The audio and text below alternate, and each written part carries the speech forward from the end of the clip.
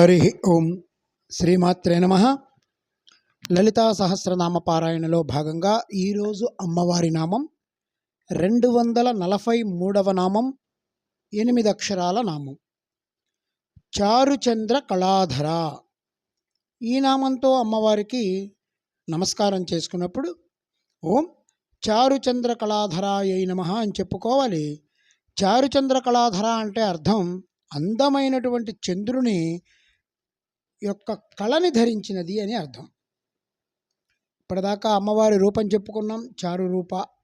నవ్వును వర్ణించుకున్నాం, చారుహాస. ఇక్కడ అమ్మవారు ధరించినటువంటి చంద్రకళను వర్ణిస్తున్నారు. ఇది ఎలా భావించాలంటే, శ్రీచక్ర మధ్యంలో బిందువులో కూర్చున్నటువంటి తల్లి చారు రూపంతో ప్రకాశిస్తూ, చారుహాసం చేస్తూ చారు చంద్ర కళను ధరించింది. అసలు చంద్రకళను ధరించిన అమ్మవారిని తలుచుకుంటే ఏమొస్తుందో శాస్త్రమే చెప్పింది. చంద్రశేఖర అన్నా కూడా ఇదే అర్థం. ఆమెడికిను ఆయనకి తేడా ఏముందండి? విశుద్ధ జ్ఞానదేహాయ త్రివేదీ దివ్యచక్షుషే శ్రేయఃప్రాప్తి నిమిత్తాయ నమ సోమార్థధారిణే. విశుద్ధమైనటువంటి జ్ఞానదేహం కలిగిన వాడు, త్రివేది 3 కాలాల్ని 3 లోకాలని తెలిసినవాడు, దివ్యదృష్టి కలిగినవాడు, చంద్రశేఖరుడు అయినటువంటి స్వామిని శ్రేయప్రాప్తి నిమిత్తాయ, శ్రేయప్రాప్తికై ఇలాంటి స్వరూపాన్ని ధ్యానించమన్నారు. అందుకే యముడు తరుముకొస్తుంటే మహానుభావుడు మార్కండేయుడు కూడా ఇదే స్తోత్రం చేశాడు. చంద్రశేఖరమాశ్రయే మం కిం కరిష్యతే యమః, చంద్రశేఖర చంద్రశేఖర చంద్రశేఖర పాహిమాం, చంద్రశేఖర చంద్రశేఖర చంద్రశేఖర రక్షమాం. మహిమ మొత్తం ఈ చంద్రశేఖర అన్న పేరుకుంది.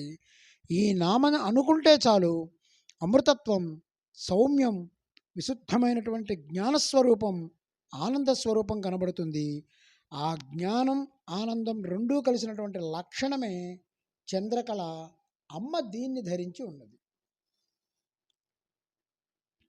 పరమేశ్వరుడు, పరమేశ్వరి ఎవరైనా ఒకటే. వీళ్ళిద్దరూ ధరించినటువంటి చంద్రకళ పేరు సదాకళ, సదాక్షకళ, ధ్రువాకళ అంటారు. అంటే మనం చూసే చంద్రుడి యొక్క 15 కళలు మార్పులు చెందుతూ ఉంటాయి. మారకుండా ఉన్నటువంటి 16వ కళ అమృతః ఆత్మనః కళాం. ఆ మారని కళ శుద్ధమైనది. అమృతం అంటూ ఉంటేనే ఇన్ని మార్పులు కలుగుతున్నాయి. మనస్సుని చంద్రుడితో పోలిస్తే ఒక్కోసారి మనస్సులో ఒక్కో కళ ఉంటుంది. ఒక వ్యక్తి ఇవాళ ఆనందంగా ఉన్నాడంటే రేపు ఉంటాడని నమ్మకం లేదు. ఇవాళ దుఃఖపడుతున్నాడంటే రేపు నవ్వడానికి గ్యారంటీ లేదు. సుఖదుఖ భావాలతో మనస్సు యొక్క కళలు మారిపోతూ ఉంటాయి. మారుతున్న మనస్సు యొక్క కళలు మనకి తెలుసు, కానీ మనసులో ఇన్ని కళలు కనబడటానికి వెనకాల మారని ఒక కళ ఉంటుంది.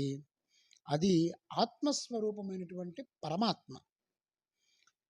ఆయన అంటూ ఒకడు ఉంటేనే మనసు రకరకాలుగా ఉంటుంది.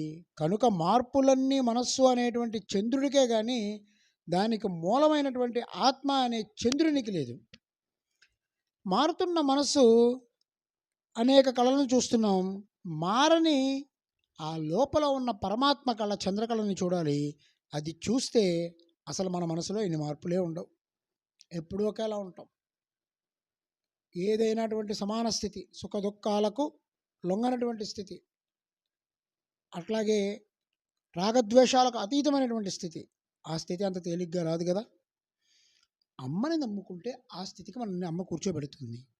మారని ఈ కళ షోడశి, 16వ కళ, అదే ఆత్మ.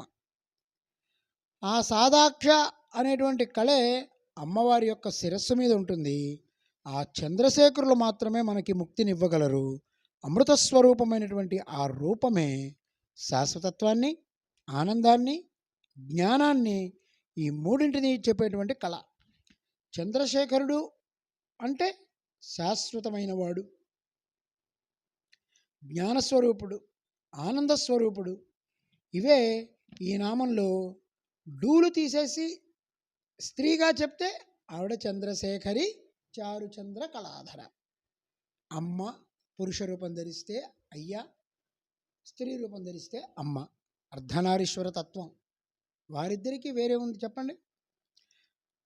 ఈ నామాన్ని మనం ప్రతిరోజు స్మరణ చేసి ఐశ్వర్యాన్ని సిద్ధింపజేసే మంత్రం. భయాన్ని తొలగించి అభయాన్ని కలిగిస్తుంది.